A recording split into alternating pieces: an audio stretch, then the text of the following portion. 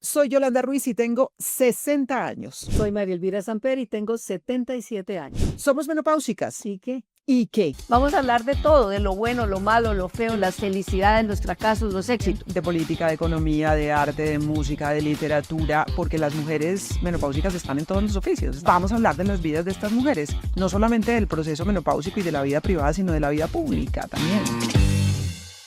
Yo tengo amigos que se han pensionado, que llaman, ¿no?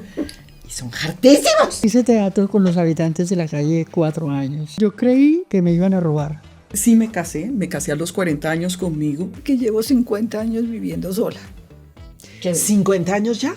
Viviendo sola. Bueno. Yo no puedo creer que yo esté acabando mi vida aquí, en este sitio, por cuenta de todos. Yo llego a mi casa y nadie me pregunta ni cómo le fue, ni tuvo miedo, ni nada. Mi casa es absolutamente normal. Me diagnosticaron la enfermedad a los 30 años, recién nacía mi hija Ana María. Esto me hace más libre todavía. O sea, he podido mantener mi privacidad. El único escape que yo tenía era pintar. Yo pintaba personas, pintaba paisajes. Me burlé mucho de mis amigas porque a mí me llegó tardía la menopausia. Y yo le decía, marica, a mí no me dio. Y todas con su... María Jimena Duzán no requiere mayor presentación. Una gran invitada de hoy que es Patricia Arias. Ella es Ana Isabel Gómez Córdoba. Consuelo Luzardo. María Ángela Holguín, ex canciller, ex embajadora. A la hermana de María Jimena Duzán, a Silvia Duzán, la asesinaron los paramilitares en un episodio muy doloroso. Tú eres periodista y como periodista has tenido que contar el conflicto, cubrirlo, analizarlo en tu condición de columnista, ahora también desde el podcast. ¿Logras tomar esa distancia? Los periodistas nos piden objetividad y eso no existe. Yo siempre digo que eso no existe, pero en tu caso, ¿cómo has hecho? ¿Cómo ha sido eso? Porque realmente yo es periodista. O sea, yo he sido columnista porque es lo que, yo no sé si la gente, pero yo hice toda mi carrera, comencé con columna también, pero toda mi carrera he hecho reportería y he hecho historias y es lo que me gusta y viajo por todas partes de Colombia, todavía lo hago, imagínense, eso es parte de lo que me nutre a mí para hacer lo que yo hago. Entonces fue pues un proceso, digamos, que era una realidad que yo la vivía en la casa y Silvia también, porque nosotros somos hijas de periodistas y mi papá era periodista muy cercano a Guillermo Cano. Y digamos que esa realidad estuvo siempre ahí. Silvia la cogió por un lado. Silvia fue fundadora de la revista Semana aquí con María Elvira y con Laura, y con Laura Restrepo. Y mientras tanto yo hacía, pues también muy cercana y yo estaba en El Espectador. De hecho, iba muchas veces, ¿no? Y volvía otra vez al Espectador porque era como mi casa, pero también estuve muy cerca siempre de la revista Semana hasta que terminé trabajando ahí. Pero María Jimena, lo que dice, ¿cómo, es decir, uno con ese dolor adentro? ¿Cómo lo hago? ¿Cómo toma distancia? ¿Cómo toma distancia? ¿Y cómo no tomó? No, pues es que me costó mucho trabajo porque a mí me tocó. ¿El cuando odio mataron, existe? Claro, pero yo lo que hice fue, primero, o sea, me tocó hacer un libro porque me tocó, que fue así. Sí. Cuando mataron a mi hermana, que no son los paramilitares sino el ejército, descubro después.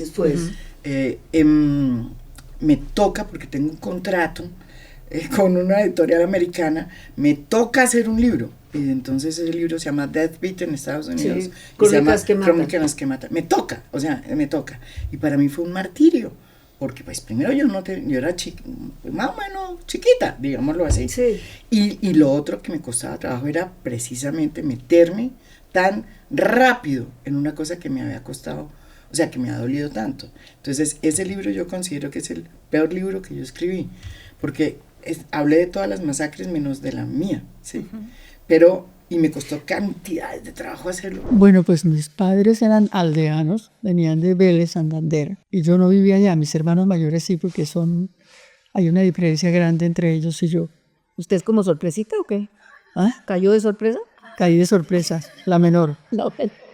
Y entonces, pero ellos no solamente venían de la aldea, sino que yo creo que venían como del siglo XVIII, pero era fascinante escuchar esas historias tan fantásticas. Y pues no tengo una relación con Vélez porque nunca viví allá, ni quedó familia allá. Pero tiene temperamento santanderiano. Sí, eso se le nota. El temperamento total y la comida y todo. Sí, todo. ¿Cómo era su padre? Mi padre era gaitanista, pero así Furibundo. energúmeno. De los que salieron el 9 de abril a vengar, no sé, a recuperar lo que fuera. Él fue de los que salieron a la calle. Un hombre interesantísimo. ¿Ustedes ya estaban viviendo en Bogotá? Sí, ya estábamos viviendo en Bogotá. Él era un aldeano ilustrado, muy interesante, autodidacta totalmente. Y entonces él era tallador de madera y sabía pegar la lámina de oro a la madera. Pero al llegar a Bogotá, pues eso, ¿cómo iba a trabajar en eso?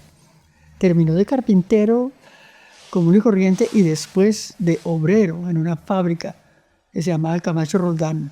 Ah, claro. Y su primer sueldo, el primer sueldo que le pagaron, yo creo que yo tenía por ahí 7 años, yo fui a la tienda y lo vi rodeado de un montón de hombres con un cono de billetes en una mano y un encendedor en la otra. Entonces él les estaba diciendo a todos que el dinero era enemigo del hombre. Yo sentí que algo terrible iba a pasar y salí corriendo y le dije a mi mamá que algo iba a pasar. Ella cogió un palo y se fue conmigo a la tienda y cuando llegamos estaban las cenizas. ¿Era su primer sueldo? Era su primer sueldo. ¿Y entonces cómo vivían? ¿De qué vivían? Y lo quemó. Pues es un acto suicida, pero muy poético también. Es una performance. Claro, pues bueno, lo que sería no se hurta, ¿cierto? Muy beta, o sea, Carlos, mi compañero, dice que yo soy igual, porque nunca sé el dinero, no sé si tengo, si no tengo, cuánto tengo. ¿Y su mamá? Mi mamá era la dura, pero la que respondía por todo. Yo lo que tuve y tengo por mis papás es una gran admiración, respeto y amor. Y es que yo creo en la autonomía como principio rector de la vida, pero un ejercicio de la libertad conectado con la realidad que uno tiene. Y esa conexión con el entorno que uno tiene a veces implica que la libertad no es un principio, un derecho absoluto, no, para nada, sino que la libertad a veces requiere amarres y el amarres es lo que uno ama, lo que uno cuida. Entonces en ese sentido, pues claro, hay momentos de mi vida en donde hubiera querido de pronto ser más libre, pero también ellos necesitaban que uno estuviera ahí. Por ejemplo, especialmente ahora necesitan que uno esté ahí. Entonces es una autonomía conectada. Hubo amores, así sea viviendo en la casa de los papás. Sí, y tal. pues claro. Y sí, rumba y todo. Sí, normal. pues claro, y súper rumbera. Pero nunca me casé. Y yo creo que posiblemente el matrimonio es, yo creo que de las decisiones más importantes que tiene un ser humano, le define el resto de la vida. Y yo veía un matrimonio muy bello de mi papá y de mi mamá, muy respetuoso, muy de quererse, se han querido toda la vida y se han respetado toda la vida. Entonces digamos que pues sí tuve posibilidades de casarme. Era una vara muy alta. Pero yo decía, ¿será que efectivamente va a ser así? Sí me casé a los 40 años conmigo. Este anillo me lo compré yo, este es mi anillo de matrimonio. ¿Cómo así? Sí, pues claro, estos son mis anillos de matrimonio con mi esposo y este es el anillo de matrimonio conmigo. Pero a ver, y pedida de mano y todo. Pues Ana claro. Isabel, ¿te quieres casar conmigo? Sí, soy Ana Isabel. Con todas las de la ley, No. porque si ustedes se fijan, Oiga, muy curioso. en nuestra sociedad, La autocasada, esto está a lo máximo. la mujer adquiere un valor por ser casado o no. Y llega un momento de la vida en donde es muy difícil no estar casada. Es más fácil ser separada o viuda, pero cuando uno a los 40 lo ven que no se ha casado, la gente siempre piensa qué problema tendrá. Pero oiga, ¿cierto? pero eso de querer casarse con uno mismo, tiene que tener uno mucha autoestima y quererse uno mucho. Yo, por ejemplo, creo que no me casaría conmigo misma. Bueno, yo soy si María fantástico Elvira partido. propone, María Elvira dice que no. No, yo de golpe, yo no sé, yo lo pensaría dos veces. Yo soy un fantástico partido y tuve un momento de la vida en donde lo dije. Yo dije, a ver, esta es la realidad que yo tengo y yo voy a ser infinitamente feliz en esta realidad. Y el compromiso es conmigo, el compromiso a quererme, a respetarme, a valorarme. Y me fui a una joyería y me dije, Anita, escójase el anillo más lindo que vea, yo se lo regalo y nos vamos a casar. Yo cometí 2 matrimonios. ¿Y qué tal? Pues ambos se dañaron, sufrí como un perro y sufrí tanto, fue tan duro, tan doloroso, tan espantoso haber fracasado en esos 2 matrimonios que dije, tapo remacho y no juego más. De aquí en adelante no quiero ver a ningún señor con unas ilusiones románticas. No quiero. Y solo ¿Cuánto le duraron los matrimonios? Ay, como 3 años cada uno, nada más. O sea, chiquitos. ¿O fue como de mutuo acuerdo o fue Consuelo la que dijo, chao, te vi? Sí, no, pues que ya ve uno que hay una situación y uno viene inseguro y esto, y entonces allá la otra niña... ¿Cachos? Cachos profundos y no, sí. Doblemente coronada, dije, no tapo remacho. No. Solo me enamoro de los que se enamoran rápido. Entonces, ¿por qué demonios me voy a soportar otra vez? No, cachonear No, cachonear de ninguna manera. Y sobre todo cuando uno es una mujer segura y empoderada, y esto tal vez pueda manejarlo de mejor manera. ¿O no? Pero cuando uno es bien inseguro, lo que quiere es que ya se termine este infierno. ¿Y las tusas tenaces o no necesariamente? No, las tusas fueron una cosa pues eso, para yo decir, nunca más, a mí que no me vuelva a picar el ojo ningún señor, porque lo que me parece sorprendente es que se haya cumplido, porque normalmente en la tusa uno puede decir eso, uno vive la tusa y dice nada. No, de ahí en adelante, si yo salía a comer era con la familia, con los compañeros de trabajo, con los amigos. Matrimonio no, pero amores sí, en estos 50 años sí. No, tampoco. El primer matrimonio perdí 2 bebés y no era una cosa gravísima, me dijo mi ginecólogo, mira, simplemente las vellosidades de las cuales el fetico se adhiere a la matriz, las tienes débiles, entonces el fetico se desprende. Pero eso es un tratamiento. Entonces, perfecto, muy bien, vamos a poner el tratamiento. Y se acabó ese matrimonio. Y yo dije, pues no. Y ya, deje así, doctor Osorio. Después seguimos con el tratamiento, gracias. O sea, ¿no era algo que fuera para ti la maternidad como un sueño, un deseo? Pues fue muy duro, lloré mis ojos. Yo me acuerdo que Alicia del Carpio, yo en esa época trabajaba con Alicia del Carpio, vivía en una quinta en Suba y ella vivía relativamente cerca y fue a visitarme y tenía los ojos así, ya llevaba 4 días llorando. Claro. O sea, fue dolorosísimo. Pero se dio así. Hablemos un poquito, decía yo, de amor en la menopausia o después de la menopausia y de emprendimiento, que nos trajeron un regalo, María. Ahorita vamos a hablar de eso. ¿El amor primero, María? El amor siempre primero. Sí. Pero usted ha tenido varios amores, pues tuvo 2 matrimonios, 2 divorcios y ahora está en pareja con Sergio Fajardo. Ese amor con Sergio Fajardo es posterior a la menopausia. Sí. No, y posterior a haber abandonado todos los grandes cargos. Claro. En el retiro. El retiro. El reposo del guerrero. Detalles, por favor. ¿Cómo fue? ¿Quién miró a quién? ¿Quién fue quién lanzó el anzuelo? ¿Quién lanzó la primera a quién? piedra? A ver. Eso fue en el 19, como no sé, junio o julio del 19. Bueno, yo lo he conocido siendo el gobernador en las reuniones del gabinete con los gobernadores. Y pues ahí lo había visto. ¿Y le había aparecido un churrito?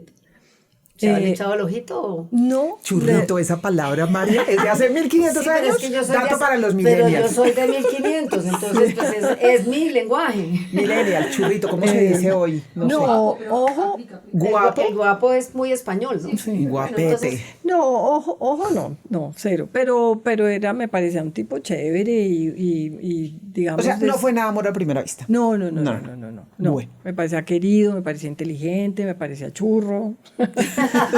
Todo eso sí, pero no, nada. Después lo vi un par de veces porque yo llevé embajadores a Medellín, él era gobernador, con Aníbal Gaviria, que era el alcalde, y hacíamos una cosa con los embajadores de la Unión Europea, y entonces ahí también. Y después nosotros quisimos que cuando venían presidentes no hacer todo en Bogotá, sino descentralizarlo. Y entonces a Medellín llevamos a Humala. Y entonces ahí invitamos al gobernador, al alcalde, ahí nos veíamos, los cancilleres también. Entonces yo le decía, no, pues para que vean a la gente, pues a los mandatarios locales también. Y bueno, entonces ahí lo vi. Digamos que yo no puedo decir que éramos amigos, porque yo nunca hablaba con él, o sea, ni de nada, pues salvo muy cuando formal. Nos veíamos, sí, y querido y bien.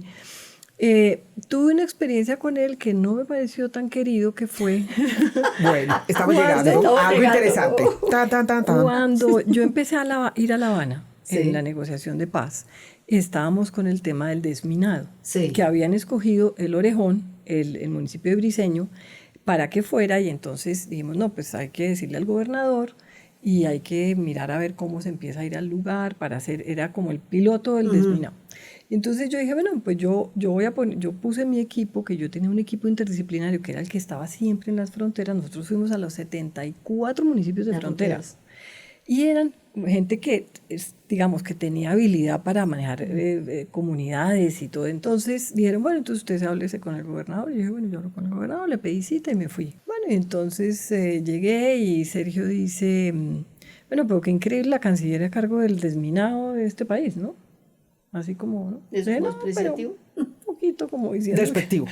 Que es como así, que es este. Dije, no, pues porque no estábamos en esto. Y dice, no, pero bueno, a mí me parece que muchos, yo creo que a él, pero a muchos gobernadores les pareció que no estuvieron lo suficientemente involucrados en la paz desde el principio. Entonces era un poquito como esa cosa de decir, no, y aquí llegan de pronto, y entonces ahora que hay que correr aquí a hacer esto.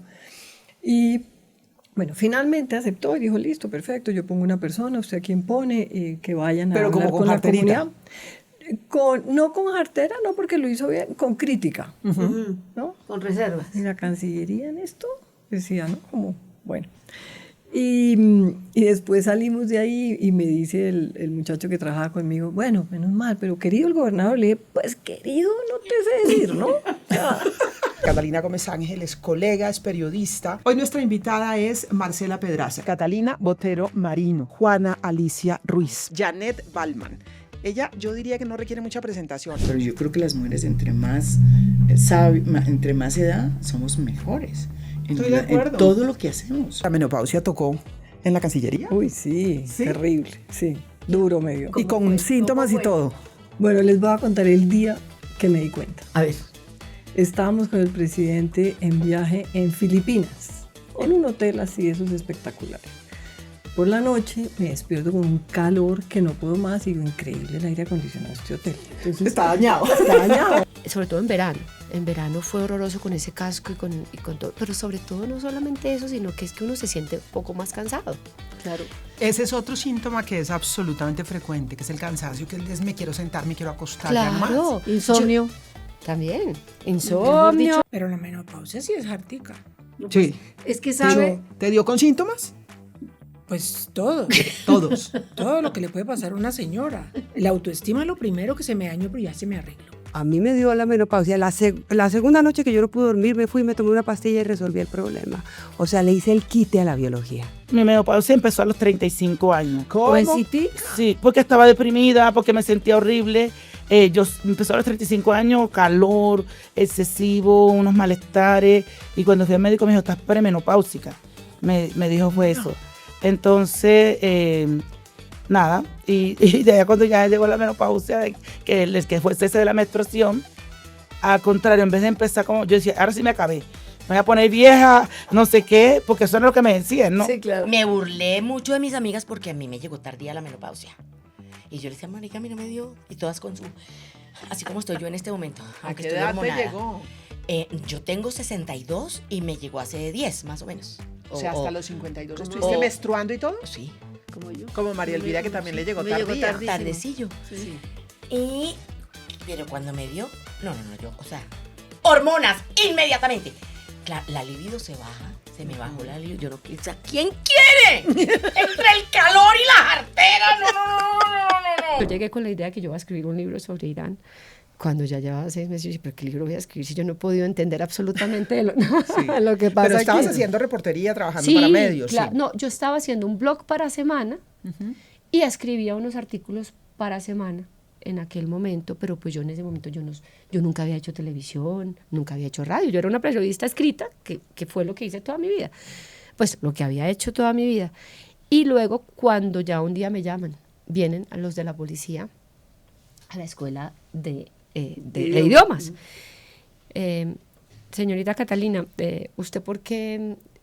Primero, yo faltaba mucho a clase porque yo prefería conocer gente que ir a la clase. Y segundo, ¿por qué falta tanto? ¿Y usted por qué? ¿Quiénes son sus amigos? Eso es muy típico de esos regímenes. Y qué susto, ¿no? Sí, y entonces yo como así que ¿quiénes son mis amigos? Sí, ¿usted con quién se junta? Claro, ellos saben. Y le digo, no, pues yo no le voy a contar a usted con quién me junto. O sea, yo no, ¿qué le importa? No le voy a contar, pues yo hago mi vida y tal. Y en ese momento se empieza a dañar las cosas. Tanto un amigo británico, que era un estudiante de la Universidad de Historia Islámica en Oxford, que había en ese momento bastantes británicos de esa carrera que iban a estudiar Farsi, lo habían llamado a la embajada británica y le dijeron, tiene 24 horas para irse porque están detrás de usted. Me acuerdo que el tipo tuvo que salir. Yo dije en algún momento, tal vez es la hora de ir. No, yo siento, pues yo no soy británica ni tengo pasaporte europeo y eso me salva. Yo mi pasaporte colombiano lo adoro porque a mí me da una protección. En Irán te va bien con el pasaporte colombiano. Claro, porque va mal en muchos lugares. Yo adoro mi pasaporte colombiano porque a mí me protege de muchas cosas. Yo no soy enemiga de nadie, yo no soy europea, yo no soy ni americana, ni occidente, ni represento a ningún poder. Su vida está en otra parte. Sí, interesante. Sí, no. Eso, la única que le sirve el pasaporte porque uno llega a las filas de las inmigraciones, sobre todo los Estados Unidos con el pasaporte colombiano, y uno siempre llega con sentido de culpa. Muerto el susto, con susto de que de golpe me van a por parar. eso yo dejé de ir a Estados Unidos. Claro. Eso sí fue lo único que hice en mi vida. Yo asumí. Bueno, y con esos sellos ahora. No, claro, yo sí asumí que tenía una visa cuando me fui. Paré en Estados Unidos cuando iba a vivir a Irán. Paré a algo y dije, posiblemente esta sea la última vez que yo venga en muchos años, porque yo bien adentro, pues yo decía, yo me fui por un año, ¿no? Y eso fue lo que yo dije en mi casa y lo que le dije a mis amigos. ¿Y cuánto todo. vamos? Y se fue quedando 17 años. O 18. Pero bueno, no ha aparecido el marido. ¿Cómo es la vida en Irán? Bueno, sí, entonces el marido empieza, porque el choque cultural fue muy grande. Claro. El choque cultural fue, yo hoy en día... Le toca ponerse... Sí, pero sobre todo el velo, o sea, en Irán hay que poner el hijab y hay que ponerse pues la gabardina. Sí, en claro. aquel momento era mucho más estricto que hoy, porque hoy en día yo ya salgo a la calle sin velo, también me rebelé, pero pues en aquel momento era muy estricto y sobre todo era como la gente aparecía y desaparecía, la gente era muy querida, pero realmente luego no le volvían a contestar a uno el teléfono porque uno de todas maneras es extranjero y la gente tiene miedo y es muy difícil que en Irán te dejen entrar a una este familia. pequeño círculo de amigos y de todo, o sea, te quieren estar contigo, quieren saber de tu mundo, pero por raticos, hasta el punto. Entonces, yo viví ahí me dio muy duro, debo confesar que de hecho esos primeros meses me sentí sola, me sentí yo qué estoy haciendo, lloré enormemente. Creo que es mucho también de cómo asuma yo la enfermedad que tengo. Bueno, ¿qué enfermedades y qué hace? Es una espondiloartropatía seronegativa. ¿Qué quiere decir? Espóndilo, vértebra,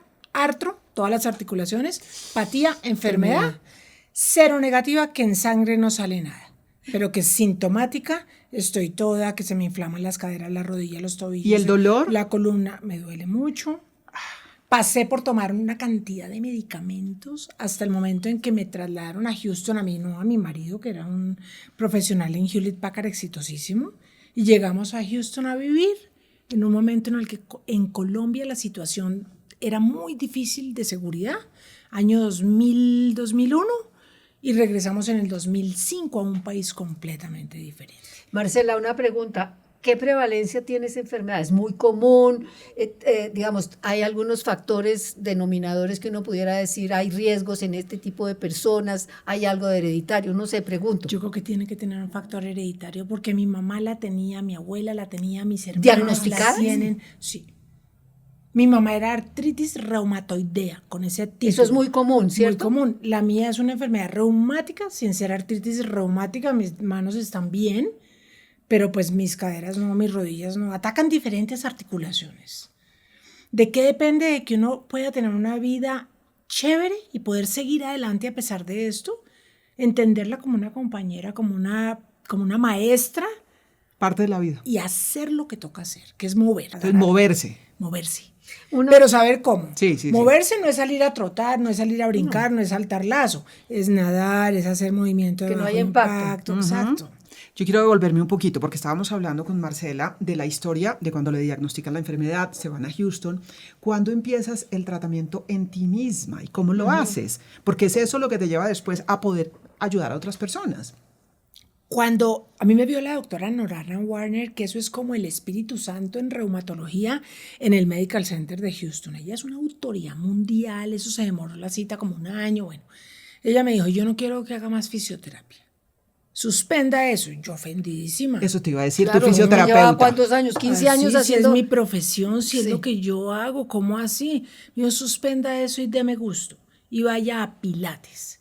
Y me mandó unas clases de Pilates y a mí eso me pareció que yo descubrí una cosa demasiado loca después de llevar 15 años convencida de que lo que tocaba hacer era la fisioterapia tradicional. ¿Y en qué se diferencia? Iba para allá justamente. Sí. En que tú a fisioterapia vas porque tienes una lesión en un codo y te trabajan el codo hasta que el codo se mejora. Pero un poco nos olvidamos, y era la pelea que yo sentía con la fisioterapia, de que es que el codo está conectado con este hombro. Y que mientras este codo no funcionó, yo sobrecargué este. Entonces, Y que como se este conecta. codo me dolía, yo hice así con el trapecio. Y el trapecio me cargó el cuello. Entonces Los estoy cervicales. luxando. Todo está conectado en el cuerpo. Todas las anteriores. Y Digo, eso para mi sí, consulta personal. Eso sí lo contempla. La sesión de Pilates es una sesión de gimnasia que mueve todo el cuerpo. ¿Y el derecho a qué horas aparece? No, pues el derecho aparece cuando durante un tiempo en Colombia hubo una enorme persecución a las Hablemos del personas que estatuto pensaban de seguridad, seguridad. el gobierno de Exacto. Turbay, Y el gobierno de eso lo Turbay. vivimos. Exacto, ustedes lo vivieron. Mis papás, mi familia era una familia muy plural. O sea, mi abuelo era un señor de derecha en serio. Y mi abuela del otro lado era rezandera, pero la otra abuela era liberal, y el otro abuelo era masón, y mi mamá es liberal, y mi papá era de izquierda. Súper interesante. Una familia muy, muy, muy, muy diversa y muy rica. Y tenían amigos de todas las creencias políticas. El mejor amigo de mi papá, por ejemplo, era un señor, uno de los mejores amigos, que se llama Rodrigo Gutiérrez, un gran empresario de derecha con quien mi papá tenía unas conversaciones extraordinarias. Y tenían amigos de izquierda que fueron perseguidos durante el Estatuto de Seguridad. Y yo me imagino que mi mamá y papá sufrieron mucho porque esas persecuciones hacen que la gente sufra, ¿no? Sobre todo por lo que le pasa a los amigos. Y ellos trataban de protegernos de ese sufrimiento. Pero nos dábamos cuenta, y entonces a la casa de mi mamá y mi papá llegaban personas, por ejemplo, en proceso de exiliarse, de irse del país, porque los estaban persiguiendo, porque los podían llevar a las caballerizas. Y entonces yo recuerdo particularmente a una persona, a un señor absolutamente encantador, de izquierda, del Partido Comunista, que pasó por mi casa como en ese proceso de que se estaba yendo. Y recuerdo haber oído una conversación en donde ellos decían, es que si tuviéramos un abogado, o sea, me acuerdo perfecto, y yo debía tener... ¿Cuántos años? No sé, pues, chiquita. Estamos hablando de años 70, nota para millennials, cuando hablamos de las caballerizas es porque en esa época llevaban a las personas y las torturaban en las caballerizas del Cantón Norte. Es eso. Finales de los 70. Estamos hablando finales de los 70. Finales de los 70, yo voy a tener 10 años, 12 años. Y me acuerdo de la conversación y decían, no, y es que hay jueces, en Colombia hay jueces que pueden protegernos, necesitamos agua. Y no sé, como que eso... Se les paró el chip. Y nunca pensé en ser otra cosa distinta. Increíble, ¿no? Y me presenté a una única universidad y pasé en esa universidad y estudié en esa universidad y me dediqué a defender derechos humanos toda la vida, de todo el mundo. Yo defiendo derechos humanos de gente de derecha y defiendo derechos humanos de gente de izquierda, porque lo que me importa son los derechos. Y me parece muy importante que lo digas en esos términos, Catalina, porque a veces hay gente que dice que los derechos humanos son solamente de unos y no de otros. Y las organizaciones de defensores de derechos humanos son tildadas por la derecha como es que esos son comunistas, esos son mamertos, esos... Pero en Venezuela son tildadas de ser imperialistas, de derecha, etc. Yo creo en los derechos. Bueno, fíjate que todo empieza por la sanidad interior, que algunos hombres no lo reconocen, pero la comunidad lo reconoce. Las mujeres fuimos las que dijimos, para que esto pueda avanzar, tenemos que sanarnos. Y comenzamos a buscar un psicólogo, una psicóloga, y nos mandan a Teresa Heiser. Ricardo Esquivia nos manda a Teresa Heiser, psicóloga menonita, artista de tela, ayuda a las mujeres a sanar. Menonita, artista de tela, menonita y psicóloga clínica. Y ella nos ayuda, nos enseña a sanar a través del arte. Nosotras ya comenzamos a sanar la familia, las peloteras con los maridos, con los hijos, el maltrato de nosotras mismas hacia los hijos, porque teníamos ese ciclo violento que no se había roto.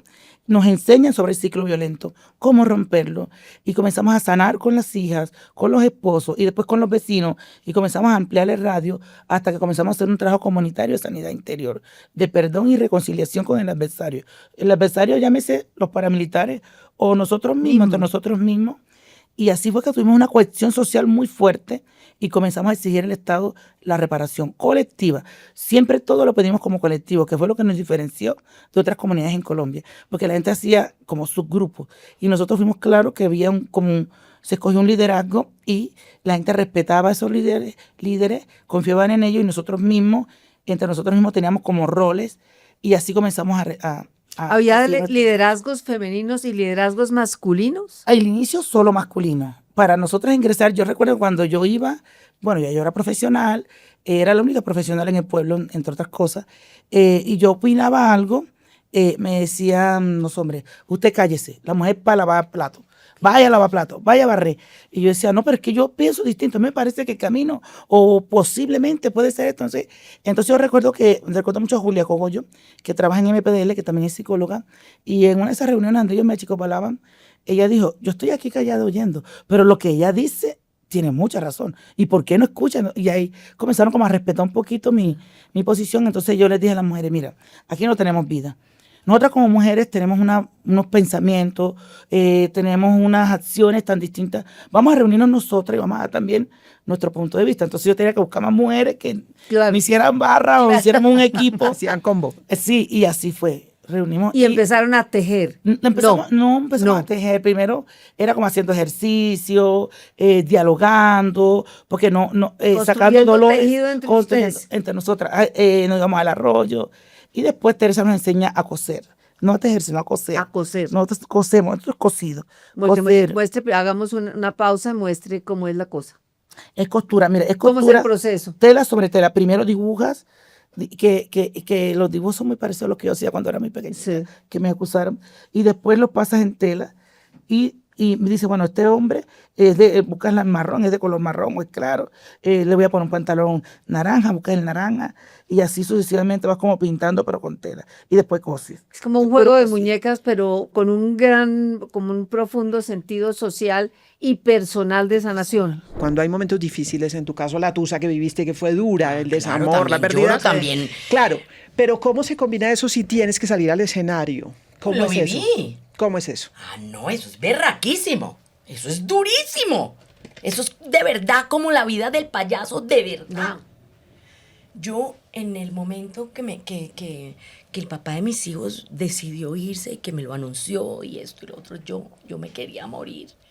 Yo estaba haciendo una serie para Nickelodeon que se llamaba Isateca Más. Yo usaba una peluca, no sé qué, yo bajaba al estudio, yo hacía mis escenas y subía, me encerraba en el camerino, me quitaba esa peluca y chille, hijo de madre. Y costaba estar en el escenario, claro, riendo y todas esas cosas. Claro, pero el show tiene que seguir. El show tiene que continuar y me están pagando para eso. ¿Cómo se convierte usted en influencer? Yo en el 2006 les decía a mis compañeros, miren, métanse en Facebook. Ese es el futuro de la televisión se está acabando, los celulares, los computadores, y todos me miraban como una loca. Y me metí a Twitter, y de pronto me llamaron de una marca, creo que eran unos caldos. Mira que si nos quieres postear, y yo, ¿qué es eso? ¿Qué es postear? Y te vamos a pagar, y yo, ¿cómo así? Y yo desde la comodidad de mi inodoro, yo sentada, ganando plata, yo decía, es que aquí está el billete. Y entendí que no necesitaba ni de la televisión, ni de absolutamente nada, y que me pueden echar de aquí y de allá, que no necesito de nadie, que tengo mi horario, que grabo a la hora que se me dé la gana, que edito, que soy súper responsable con las marcas, que tengo mis reuniones, que los lunes a las 11 de la mañana, sagrado, mensual, el primer lunes del mes, me siento con Claudio y digo, el lunes con calendario, hoy mañana posteamos esto, pasado mañana esto comercial, esto de risa, esto de chiste, esto duro, un mensaje. Yo soy juiciosísima. Entonces aprendí y entendí que por ahí era.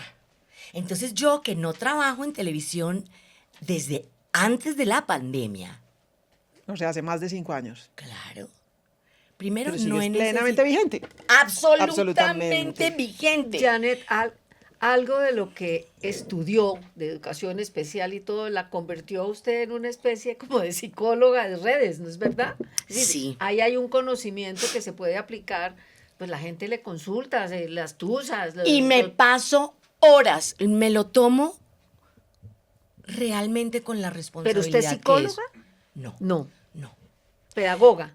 Soy educadora especial. De especial. Y he tenido la ventaja que todo el mundo que me escribe, yo me siento, tantos, yo me quise suicidar, gracias a usted no lo hice, ya necesita, tengo un problema con mi hijo, ya necesito, mi marido me pega, ya necesita esto, ya necesita, mi esposa me dejó, ya necesita, y con tanta experiencia y tantas preguntas, hice mi primera conferencia y mi primera charla. Menopáusicas. ¿Y qué?